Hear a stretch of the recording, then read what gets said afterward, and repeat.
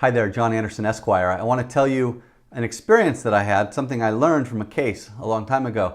I was dealing with a contract that someone had breached. And in the contract it said, you cannot change this contract unless you write down your change, basically. You can only change it in writing, signed by all of the parties to this contract. Well, one side had done what they were supposed to do and the other side had not paid. And so we sued them. And the other side came in and they said, well, we changed that contract.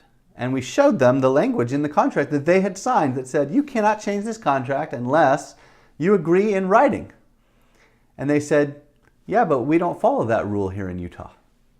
And we said, excuse me? And then we started doing our research and we found that there are actually two rules. There's a majority rule followed by the majority of states. That's why it's called the majority rule. That says when you put something like that in a contract, you cannot change this contract unless everyone agrees in writing. That's binding. But there's a minority rule, and Utah follows the minority rule. Your state may too. But the minority rule says, do you know what? We're not going to limit people's ability to make agreements. Yes, this is what they said in their agreement, but if they want to, down the road, enter into a new agreement and do something differently, they can.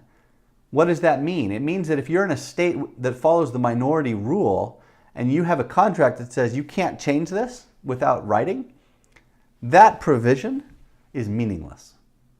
It's meaningless.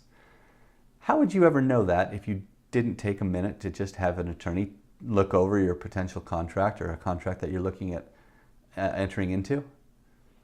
That's why it's so valuable to just get a little bit of advice.